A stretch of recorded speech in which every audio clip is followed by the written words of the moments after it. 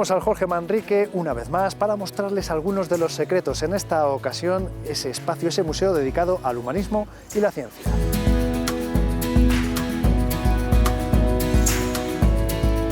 En esta ocasión, en nuestra visita al Jorge Manrique, al viejo como le conocen muchos, vamos a mostrarles este museo del humanismo y de la ciencia, y lo vamos a hacer una vez más de la mano de dos de sus docentes. Vamos a comenzar en este caso con Miguel Adán, que es además profesor de Física y Química. Muy buenas, lo primero de todo. Pues buenos días.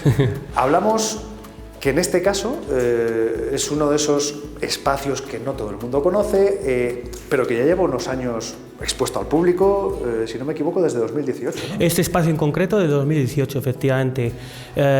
Aquí, bueno, trabajó previamente mucha gente para, digamos, para investigar los archivos, para recoger ese material, limpiarlo, en su caso pues restaurarlo, y en ese 2018 efectivamente pues se inauguró esta parte del museo, de los museos del instituto. Que, como ya saben nuestros espectadores, no es el único, pero bueno, este es el siguiente que les vamos a mostrar, destinado efectivamente al humanismo y la ciencia. Yo no sé si es porque con el paso del tiempo las humanidades nos suena a letras y la ciencia, pues a ciencia, ¿no? Y parece algo muy separado. Entiendo que entonces, sobre todo en otra época, a lo mejor estaba mucho más interrelacionado. Probablemente sí, así debe seguir siendo, porque bueno, yo creo que al final todo está interconectado. Sin humanismo la ciencia no quiero decir, sería una ciencia que es un poco más peligrosa. Muchas veces he visto veces demasiadas películas. La ciencia y la tecnología al final están al servicio de, o debería ser así, vamos, al servicio de la humanidad. Entonces, así debiera ser. Ojo, que vamos a hablar efectivamente y a mostrar aparatos, materiales, en muchos casos antiguos, con más de 150 años de historia, porque era material que se utilizaba en el centro. Y esta primera sala es un guiño también, hasta cierto punto, a uno de los ilustres de Palencia, a una de las personas que también dejó una honda huella en este instituto, como fue Ricardo Becerro de Bengoa. Becerro de Bengoa, efectivamente, que fue catedrático de Física y Química de este instituto. Efectivamente, de ahí que esta sala pues lleve su nombre. Y que incluso hay material que pudo ceder él en su momento también, ¿no? Sí, al final, efectivamente, sí, es material del instituto, también material que vino de Madrid y material que ha venido de Francia. De esos tres lugares generalmente y en su mayoría provienen de esos tres sitios. Que era donde se podía conseguir el material en la época también, ¿no? Hay que recordar que estamos hablando que este instituto lleva funcionando más de 170 años. Claro, si no recuerdo mal, el aniversario, 1845 puede ser, no recuerdo bien la fecha, pero por ahí es, creo, ¿eh? Y eso es lo que vamos a mostrar, aparatos, utensilios, herramientas de aquella época y que van a llamar mucho la atención a la gente. Me llama lo primero la atención, que además es casi lo primero que se encuentra uno cuando entra por la puerta, esto que no tengo muy claro si tiene que ver con la termodinámica, esto con es la comunicación. Electricidad pura y dura. Estos son carretes de Rumford. En su momento, para generar altas tensiones, se utilizaban estos instrumentos. Sirven para generar alta tensión. ¿Con qué objetivo? Porque también en la época... Claro, ahora pues lógicamente hay, digamos, experimentos que requieren de un alto voltaje, y entonces era la forma de realizarlo antes. Electricidad, básicamente, sí. Y de poder desarrollar efectivamente investigaciones. Seguimos el recorrido, se hacía mucha investigación, iba a decir, con otro elemento como es el agua. Efectivamente, sí, el agua, bueno, ha sido y sigue siendo muy importante. Es vida, por supuesto. Efectivamente, sí. Entonces tenemos dos dispositivos que nos indican un poco, pues eso, qué uso se le puede dar al agua. El primero de todo es la máquina de Herón que tenemos ahí.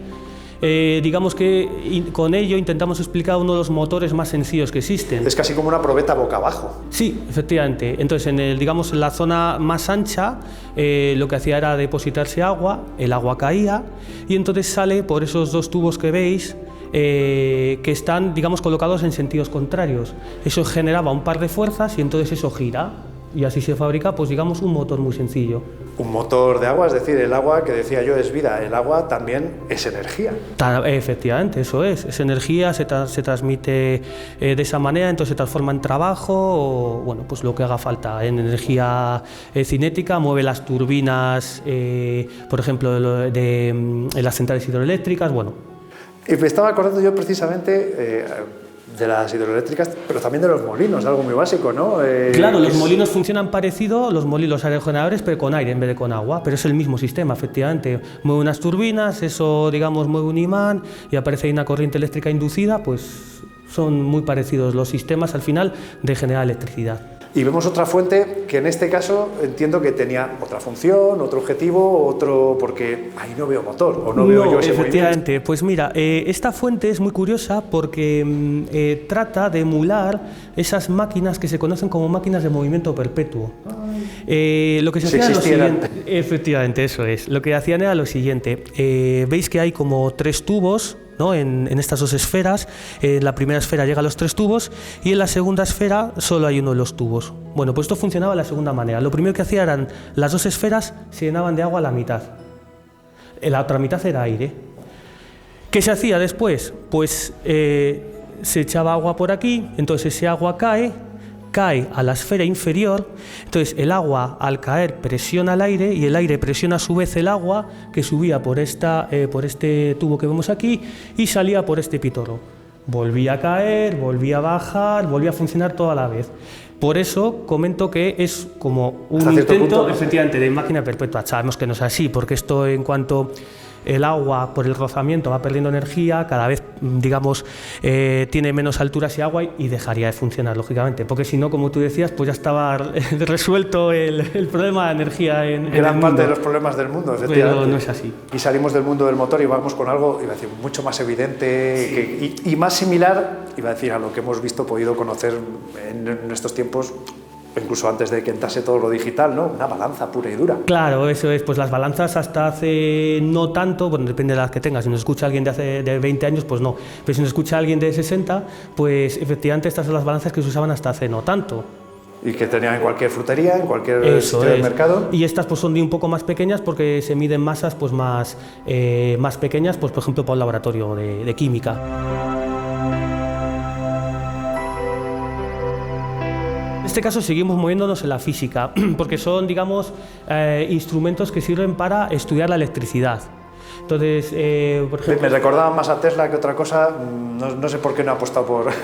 No, pues efectivamente es electricidad. Entonces, lo que se investiga, por ejemplo, aquí es cómo se comportan pues, las descargas eléctricas en el vacío, por ejemplo. Entonces ahí teníamos 2 electrodos, digamos, se practica en el vacío dentro de la esfera de cristal, y entonces ahí tenemos como, digamos, los 2 electrodos, se genera una diferencia de potencial y entre las 2 chispas, entre los 2 electrodos, perdón, pues se genera una chispa.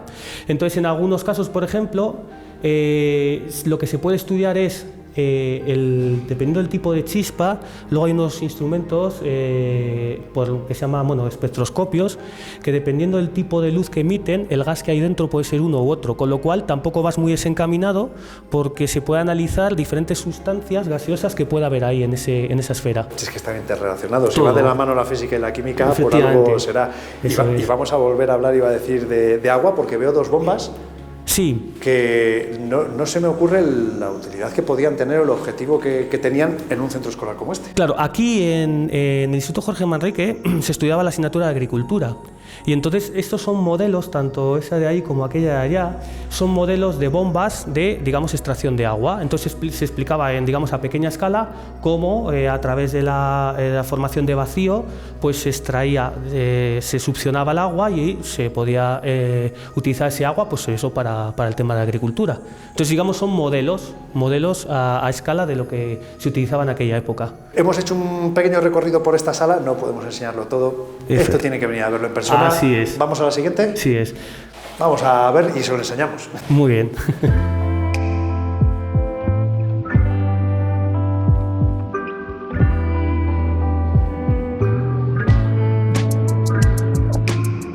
Hombre, lo primero que llama la atención, Miguel, al subir aquí, a ver, llama la atención muchas cosas, pero estos cuadros son muy llamativos. A mí me recuerdan a cierto artista palentino muy reconocido. Efectivamente. Estos son cuadros del pintor Capel, que bueno, los pintó, digamos, para la ocasión.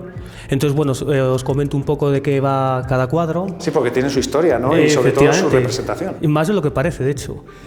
Pues la primera de todas es esta, que es Helios en el Cerrato, es el dios del sol, pero ambientado pues, en nuestro Cerrato palentino. Maravilloso. ¿Vale? Pero está combinado el Cerrato con el mar. Efectivamente, eso efectivamente está relacionado con el mar a través pues, de esta imagen y a través de este agujero que explicaremos un poco más tarde a qué se debe y por qué está ahí. El siguiente cuadro, viene o está basado en la mitología de Selene Endymion, que es un pastor del cual se enamora Selene. Selene es, digamos, la diosa de la luna. Entonces, bueno, hay como diversas versiones, pero bueno, Selene, al enamorarse de él, pide al dios Zeus que, digamos, sea siempre para ella, y entonces, digamos, que le somete a un sueño eterno. Uno, cuando sale de esas escaleras que va mirando al suelo, se encuentra también estas líneas y una pequeña luz que algo me dice que tiene que ver con lo que anticipaba Miguel en el cuadro, ¿no? Totalmente, efectivamente. Bueno, pues mirad, este agujero no está hecho así a capricho, no es un defecto, sino que por este agujero pasa el sol. Entonces está, digamos, realizado para precisamente que funcionen estas líneas meridianas que podéis ver ahí, la principal, la subsidiaria. Esta de aquí, que es la subsidiaria, cuando son las 12 horas solar, el sol penetra por esta línea y llega esa luz que se ve ahí, digamos que toca esta línea. Bueno, en realidad sería la principal, la subsidiaria es un poco después. Entonces, dependiendo de la época del año, va tocando en distintos puntos. Estos iconos que veis aquí son distintos eventos importantes del instituto. Sí, porque yo veo gente reconocible.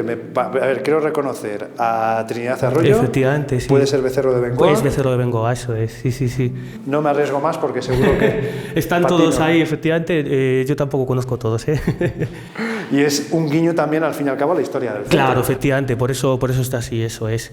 Y luego esta otra, que sería la principal, si os fijáis, está un poco inclinada, no correspondería, digamos, a la línea respecto a la puerta principal, ni a la línea norte-sur, pero es un calendario solar. Entonces, el sol, digamos, penetra por este agujero y dependiendo de la época del año obtenemos las distintas, digamos, estaciones. Entonces, tenemos este pentágono que está aquí. Cuando el día del solsticio de verano, sabéis que el sol en verano está mucho, digamos, más vertical, entonces la luz penetra con mayor inclinación y el día del solsticio de verano pegaría en el centro de este pentágono. Del pentágono, curioso. Luego tendríamos los dos equinoccios, ¿vale? El equinoccio de primavera y el equinoccio de otoño. Y por último, ya en invierno, en el solsticio de invierno, con el sol con menos inclinación, por tanto menos ángulo, a las 12 de la mañana, hora solar, repito, porque ya sabéis que no sé si hay 2 o 3 horas de diferencia entre la hora que tenemos ahora y la hora solar, entonces llegaría a ese semicírculo de ahí. Es curioso, es muy curioso, muy llamativo. Nos falta venir justo cuando sea el momento para verlo y comprobar y que la gente vea. Y que se vea el sol, porque sí. Los días de nublado a veces no se ve. Hoy tenemos la suerte de que sí que se percibe ahí ese pequeño círculo solar, que es el que llegaría a estas dos líneas meridianas. Y por último quería decir, que no se me olvide, ya que estamos en Palencia, hay otro calendario solar en Becerril, en San Pedro Cultural, efectivamente. Otro que pueden observar los palentinos, que está ahí al lado y que pueden también venir a visitar, al igual que este, claro. También. A mí me resulta muy llamativo, que también se ve uno según sube, se lo encuentra de bruces casi prácticamente, este sistema que entiendo que es un reloj, porque aquí vemos no el reloj, pero parece una estructura, claro, yo no he visto muchos por dentro. No sé si esto es lo habitual, lo normal, o es algo particular. Yo tampoco he visto muchos, pero mira, eso te lo va a explicar mejor mi compañero Raúl.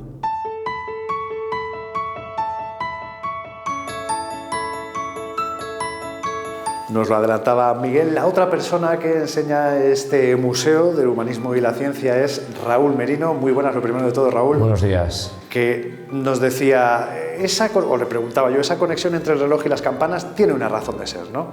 Sí, bueno, pues el día que dan las vacaciones escolares, en Navidades, antes del periodo navideño, bueno, pues ha materializado aquí en el Jorge Manrique hacer un acto que se llama las campanadas manriqueñas. Entonces suben aquí la directora y el conserje y entonces tocan las 12 campanadas, simulando las 12 campanadas del día 31 de diciembre y entonces profesores y alumnos se ponen en el centro del claustro, al lado de la secuoya, comiendo, bueno, pues golosinas o aceitunas o lo que cada uno... Cacahuete. Cacahuete, cada uno demande, y es un acto que, bueno, pues que lleva unos años haciéndose, que gusta mucho, que es una manera de dar el comienzo de las vacaciones escolares maravillosas para todos. Y bueno, pues... Eso ayuda a hacer comunidad, entiendo yo, que también a dar identidad al centro, sí, y a los alumnos que pasan por el centro. Sí, sí, es una manera de, bueno, pues de convivencia entre profesores alumnos, entre alumnos, que habitualmente, bueno, pues por el día a día, las prisas de las clases no se da, pero en ese momento, bueno, pues es una manera de hablar con otros compañeros, de hablar a alumnos que igual no suelen hablar, y es un acto que gusta y que bueno, pues que tiene bastante tirón en estos últimos años.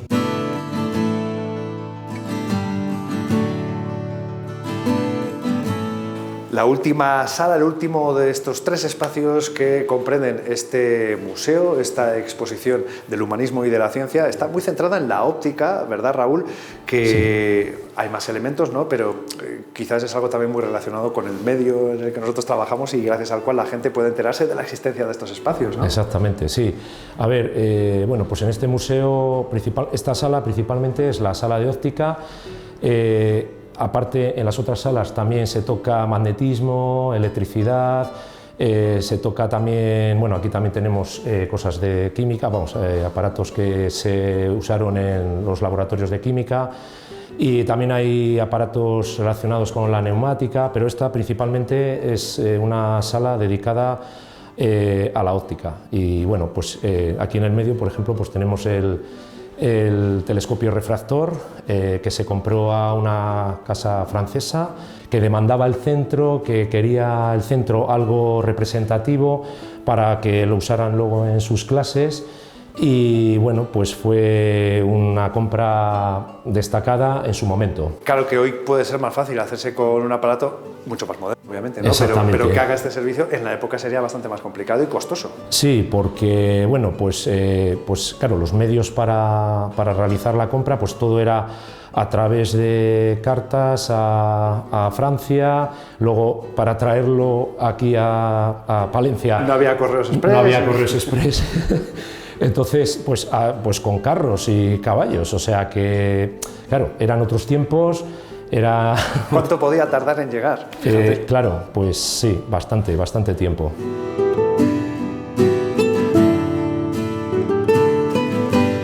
Este es un telescopio refractor. A diferencia de este, el refractor utiliza lentes como las que puede haber en unas gafas, tanto en el ocular como en el objetivo. Y el reflector, lo que utiliza son espejos y lentes. Entonces, este tiene en un tamaño más pequeño podemos tener mayores aumentos.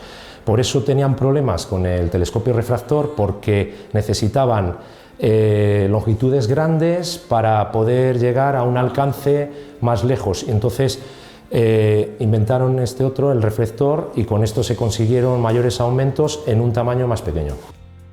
Quien más que menos, yo creo que todo el mundo ha oído hablar de la cámara oscura. Hay un orificio por el que entra la luz, se propaga en recta, ¿no? Entonces, al entrar la luz, bueno, pues se forma una imagen de lo que está enfocando la cámara, se forma invertida. Y esto fue, bueno, pues el principio de todas las cámaras fotográficas que existen hoy en día, aunque hoy bueno, pues todo el mundo fotografía con móvil, pero bueno, fue Entonces era un arte. Ahora todo el trabajo nos lo hace el aparato, pero sí, entonces exactamente.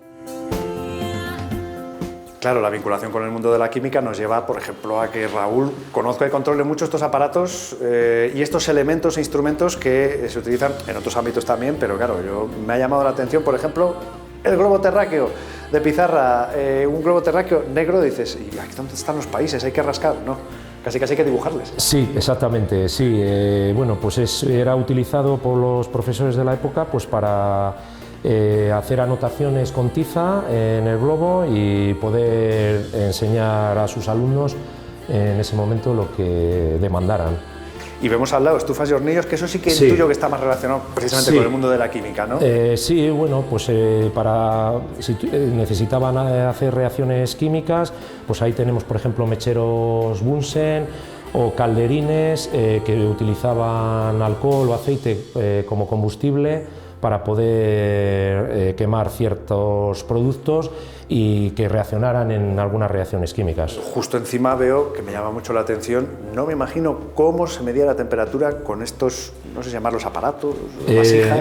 Sí, crisoles, son crisoles y los que tienen esa prolongación son las retortas, que son utilizados como aparatos de destilación. Una destilación consiste en una separación de los componentes, normalmente el líquido, se separa el líquido y produce un vapor. Entonces, bueno, estos de aquí, los crisoles, eran para calentar y realizar fusiones, y si fundes un elemento le liberas de impurezas. Entonces, son materiales que aguantan bien altas temperaturas, y de ahí, pues eso, los crisoles y las retortas. Claro, esto se puede asemejar más a lo que hemos visto, ¿no? A las probetas, a algo que hemos visto más actualmente, incluso a lo mejor que hemos visto en películas, ¿no? Aunque son instrumentos que incluso nos pueden llevar, porque son del siglo XIX, a esa época, ¿no? Pero ya se acerca un poco más a lo que hemos utilizado en estos días, ¿no? Sí, bueno, fueron los comienzos para hacer las fusiones en los crisoles o las destilaciones en las retortas. Ahora se hace con refrigerantes, ¿no? Por donde pasa el agua por un intercambiador, y es una manera distinta de lo que hacía en esa época, pero bueno, que el fundamento, el fin, es el mismo, o sea, la separación o el calentamiento. Muy curioso. Ojo, que hay mucho de lo que hablar, pero no lo podemos contar todo por tiempo y porque es mejor que lo vengan a ver en vivo y en directo, pero a mí me llama la atención el instrumental, veo, de electricidad y electromagnetismo, que esto hoy día nos puede resultar muy obsoleto, pero fue quizá la base de muchas cosas de las que hoy día aprovechamos y disfrutamos. Sí, bueno, pues aquí tenemos, por ejemplo, los tubos de Crookes, que fue una persona que trabajó, sus primeros trabajos de investigación fueron para encontrar la naturaleza eléctrica de la materia, y fue el comienzo de lo que fue un avance para luego descubrir la partícula del electrón, que fue descubierta por Thomson, pero el que primero experimentó con... el que abrió brecha, ¿no? El que abrió brecha, exactamente, fue Crookes, con estos tubos que tienen dos contactos para un cátodo y un ánodo. Se hace una descarga metiendo un gas en el interior, y entonces produce una radiación, y esa radiación lo que provocaba es que salía del cátodo, se les denominó rayos catódicos, y posteriormente Thomson aprovechó esos trabajos y se dio cuenta que había una partícula con carga eléctrica y negativa, a la que llamó electrón. Esto es un aparato que también era muy habitual en la época, ¿no? Que de alguna manera también se ha quedado obsoleto en gran parte por la telefonía primero, pero que a día de hoy podríamos decir por los móviles. Sí, claro, esto pues esto fue el código Morse de puntos y rayas, era una manera de comunicarse, y entonces los profesores de la época pues quisieron tenerlo aquí también, pues para que los alumnos conocieran el sistema de comunicación que había en esa época.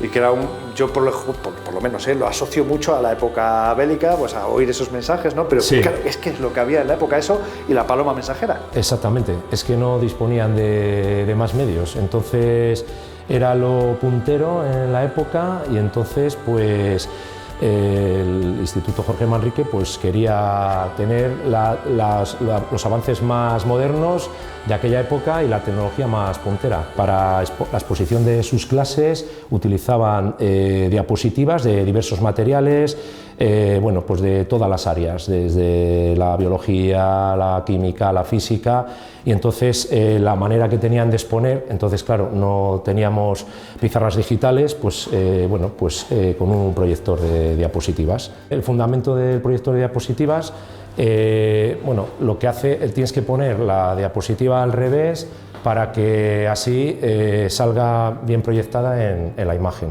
A mí me ha llamado mucho la atención ver una mezcla entre un reloj solar, o lo que a mí me parece un reloj solar, y un cañón. Pero tiene una razón de ser. Sí, la razón es que este es un reloj solar, entonces está orientando, está dando las 12 del mediodía, entonces cuando la luz incide perpendicularmente del sol, llega el rayo solar al espejo, había una mecha en el cañón, entonces prende la mecha, dispara el cañón y entonces es una manera de enterarse qué hora es a la hora a la que estaba, que eran las 12 del mediodía. Este pues es un proyector más miniatura, digamos, entonces bueno, pues es una manera de ver la diapositiva. Amplificar, ¿no? Amplificar, exactamente, amplificar la diapositiva. Ahora cogemos y le damos al zoom, con el clic o con los dedos ampliamos, pero entonces había que utilizar un aparato como este para poder realizar ese tipo de modificaciones, de mejoras o simplemente para buscar en la diapositiva detalles, ¿no? Sí, así es. Era lo que había. Ojo, que también no sé si se habrán dado cuenta, vemos que hay algunos letreros, hemos visto pues con personalidades como, en este caso, Saturnino Pérez Pascual. Sí, es que Saturnino, bueno, esta sala lleva su nombre porque fue el secretario del instituto y cuando se inauguró el instituto en el año 1845, que fue el Instituto de Segunda Enseñanza, que estaba por la zona del Puentecillas, bueno, pues él estaba de secretario, él fue catedrático de Física y Química y entonces fue el que se encargó un poco de empezar a hacer todas estas compras de aparatos científicos, porque la reina Isabel entonces quería promover un poco, quería promover, fomentar la adquisición de compra de material educativo para los institutos y entonces fue él el que, bueno, pues se encargó un poco de todas las compras. Y sí, y bueno, iba a decir, pues, compras de aparatos tan curiosos como que estaba viendo ahora el microscopio solar, sí, que claro, bueno, pues sobre todo el mundo conoce o ha visto alguna vez, o incluso ha tenido en su casa algún microscopio. Hablamos de una pieza que tiene, no sé si casi 2 siglos de existencia, sí, pues, o igual, también no tanto, pero... Sí, comprado a la casa de los bretones en Francia en 1866, mediados del 19, y bueno, pues también pues un instrumento que en su época pues tuvo bastante repercusión. A diferencia del que tenemos aquí en el centro, este también es un telescopio reflector. Entonces este es el que te comentaba antes también, que va con espejos y con una lente y es un mecanismo distinto. Está hecho con piezas también del año 1735. Lo que pasa que aquí al instituto vino en el año 1866. Aquí llegaban las cosas cuando se podía, ¿no? Sí, exactamente. No quiero acabar sin mentar a Elia Pérez, a quien también veíamos en los carteles. Hablamos además de una persona que lo que ha ocurrido muchas veces en la historia ha podido pasar más desapercibida, quizá por el hecho de ser mujer. Esto viene a hacer un poco de justicia. Sí, entonces, bueno, pues Elia era la hija de Saturnino. Entonces, bueno, pues siguió un poco los pasos de su padre, cogió un poco los pasos de su padre y entonces, bueno, pues también se le ha dedicado una mención en la sala. Que la gente puede venir a visitar, iba a decir, libremente hasta cierto punto, ¿no? Hay que reservar, hay que organizarse un poco. Sí, hay que contactar con el centro y bueno, pues se programa una cita y se intenta pues que haya un mínimo de asistentes y bueno, a través del centro se encargan de contactar con la coordinadora, con Verónica, y bueno, pues es una manera de poder asistir a la visita y ver las 3 salas que tenemos. Y descubrir estas curiosidades que muy poca gente conoce, porque es verdad que desde su inauguración en 2018 pues se ha hecho alguna jornada de puertas abiertas, pero la mayoría de la gente no se imagina que existe esto en el Jorge Manrique. Pues no, porque mira, por ejemplo, en mayo del 25, que es el Día Internacional de los Museos, tuvimos bastante repercusión, fue una jornada de puertas abiertas por la tarde y bueno, pues pasó por aquí mucha gente Y a mí, bueno, me llegaron a comentar que les encantó, que no sabían el potencial que tiene el Centro de Aparatos Científicos, les encantó porque no es una exposición habitual al uso que podamos ver habitualmente. Entonces a la gente le impactó bastante ver aparatos usados en aquella época que usaban los profesores para poder enseñar a los alumnos. Esperemos haber contribuido a dar a conocer, a que la gente vaya conociendo. Ya saben, tienen ahí enmarcada la cita en ese Día de los Museos, pero que también pueden concertarla por su cuenta, venir, y Raúl, como el resto de gente del instituto que está vinculada y apoyando y promoviendo el conocimiento en torno a estas salas de exposiciones, pues se lo mostrará encantado, como ha hecho con nosotros, lo cual agradecemos y mucho, de verdad. Pues gracias a vosotros también por venir aquí y difundir el patrimonio del Jorge, que es de agradecer también.